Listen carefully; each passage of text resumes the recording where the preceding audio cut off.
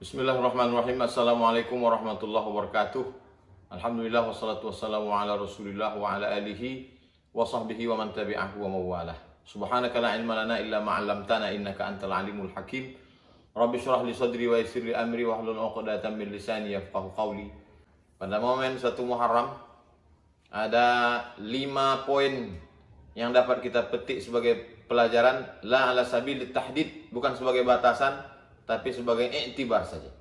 Yang pertama, bahwa yang diambil momen hijrah ketika Sayyidina Abu Musa al-Ash'ari berkirim surat kepada Sayyidina Umar ibn al-Khattab karena beliau mendapatkan surat dari Romawi yang punya kalender.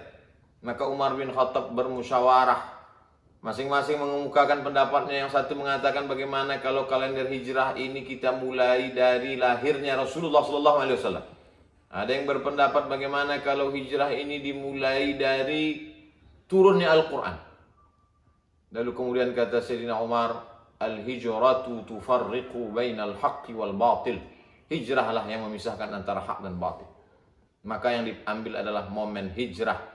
Maka mari kita memaknai 1 Muharram adalah momen hijrah kita. Al-muhajir man hajara manahallahu an. Orang yang hijrah adalah bukan orang pindah tahun, tapi orang yang meninggalkan yang dilarang Allah Subhanahu wa taala. Ini poin yang pertama. Poin yang kedua, wa amruhum syura bainahum, mereka memutuskan segala perkara dengan musyawarah. Maka orang selevel Umar bin Khattab sekalipun, ma salaka Umar fajjan qattu ila salaka syaitanu fajjan ghaira fajjika. Kalau Umar sudah lewat di suatu lembah, setan akan lewat di lembah yang lain, saking takutnya kepada Sayyidina Umar. Tapi Umar tidak memutuskan 1 Muharram itu dengan kata-kata dia, aku Umar bin Khattab Amirul Mukminin menetapkan ini momen tahun namanya hijrah. Tidak. Tapi dia tetap wa amruhum syura bainahum wa syawirhum fil amri. Sayyidina Maulana Sayyidul Awwalin wal Akhirin, Sayyidus Thaqalain al-jin wal ins. Nabi SAW pun disuruh Allah bermusyawarah. Maka kita pun juga memutuskan segala perkara kita dengan cara bermusyawarah. Poin yang ketiga, hijrah bukanlah Nabi bismillahirrahmanirrahim tawakkaltu 'ala Allah wa atasamtu billah la haula wala quwata illa billah, langkahkan kaki kanan, apa yang terjadi terjadilah. Tak begitu. Tapi luar biasa matangnya. Dari mulai hari Kamis malam Jumat, Nabi pergi ke Jabal Thur malam Jumat, malam Sabtu, malam Ahad. Ahad malam Senin baru bertolak. Lalu kemudian selama berada di Jabal Thur ditemani oleh Abu Bakar Siddiq, yang tidur di tempat tidur Nabi untuk mengecoh kafir musyrik. Maka Sayyidina Ali bin Abi Thalib yang mengantarkan makanan ke atas Sayyidatuna Asma binti Abi Bakar, yang membawa berita Abdullah. Lalu kemudian ada yang pura-pura mengembala kambing di bawah untuk mengawasi, memata-matai Amir bin Fuhairah, yang menjadi guide penunjuk jalan. Padahal bisa saja Nabi minta, ya Jibril turunkan tunjukkan jalan. Allah bisa saja innama amruhu idza arada syai'an ayyaqula lahu kun fayakun. Tapi waktu itu dipakai ada penunjuk jalan non muslim namanya Abdullah bin Uraiqid. Ini menunjukkan bahwa hijrah mesti dengan strategi. Al-haqqu bila nizam yaghlibuhul batil bin nizam. Kebenaran yang tidak dimanage dengan sistem yang baik akan dikalahkan oleh kebatilan yang diatur dengan sistem manajemen manajerial yang baik. Maka kita juga tidak cukup hanya sekedar nostalgia masa lalu. Kita mesti menatap masa depan ini dengan manajemen manajerial yang baik. Kalau tidak, hancur kita ke depan. Belajar dari momen hijrah.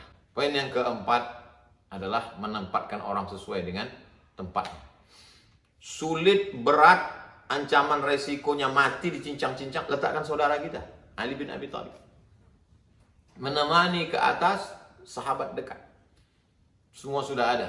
Kullun ya'malu ala syakilati. Semua sesuai dengan skill kemampuannya masing-masing. Maka kalau tempatkan ini, insya Allah selamat. Kalau mau menempatkan yang paling berat, paling sulit, resikonya mati, itu saudara. Tapi kalau hanya menemani, itu sahabat, kawan. Jangan dibalik. Yang sulit-sulit kasih ke kawan, yang ringan-ringan kasih ke saudara. Ini tak betul. Maka pelajaran hijrah ini juga luar biasa. Dan Nabi tidak disambut dengan tola al-badru alaina di kota Madinah itu di Quba di Madinah itu tanpa sebab. Itu sudah persiapan matang 2 tahun 3 tahun sebelumnya. Pada haji, musim haji, datanglah nuqaba, utusan-utusan orang-orang penting dari kota Madinah untuk mempersiapkan. Nah, ini semua the right man and the right place, orang yang tepat di tempat yang tepat, menempatkan orang di tempat yang tepat. Momen yang terakhir adalah setelah Nabi hijrah, sampailah dia 8 hari 8 malam, berangkat hari Senin sampai hari Senin, lahir hari Senin, meninggal hari Senin, berangkat hari Senin, sampai pun hari Senin, malam Selasa, malam Rabu, malam Kamis, malam Jumat, berdiri satu masjid, Masjid Quba. Hari Jumat bertolak dia dari Quba menuju kota Madinah, yang pertama dibangun juga masjid. Yang ditinggalkan Masjidil Haram, diganti dengan 2 masjid, Masjid Quba dan Masjid Nabawi. Bagaimana kita memperbanyak masjid? Masjid bukan sebagai tempat ritual ibadah, masjid sebagai lembaga pendidikan. Al-Jamiatul Wasliyah konsen di bidang pendidikan. Mari kita perbanyak tempat-tempat manusia bersimpuh sujud kepada Allah dengan melunakkan hatinya. Saya masih teringat ketika bertemu dengan Syekh Muwaffaq Mursyid Tariqat Syaziliyah dari Suriah yang lari ke Turki mendapatkan suaka politik. Dia bercerita tentang gurunya Syekh Badruddin Al-Hasani. Kata dia, Syekh kami berpesan dan dia bisa melawan sekularisme dengan mendirikan 5.000 sekolah, 5,000 madrasah. Maka pesan dia, hai Abdul Somad, kalian, kata dia, dirikan sekolah.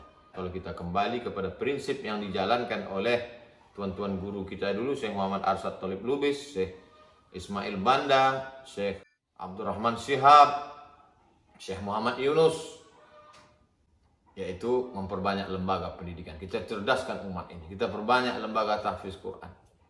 Kita kembalikan lagi membaca kitab kuning macam dulu kita membaca Matan Al-Ajurumiyah, membaca Kawakibud Duriyah Al-Imriti, membaca Alfiyah Ibn Malik.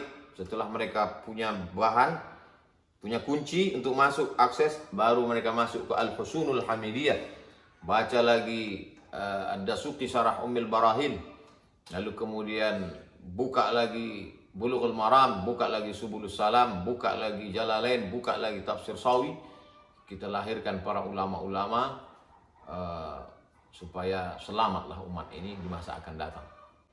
Kita buatkan relnya, kita buatkan lokomotifnya. Masalah pilotnya, supirnya berganti tak apa-apa. Masinis boleh berganti dengan kaderisasi yang luar biasa. Sekali lagi saya ucapkan tahniah, selamat tahun baru Hijrah 1443 Hijrah kepada seluruh jamaah.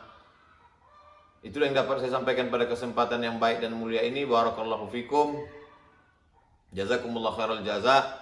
Wassalamualaikum nasrun minallahi wa fathun qarib. Wassalamualaikum warahmatullahi wabarakatuh.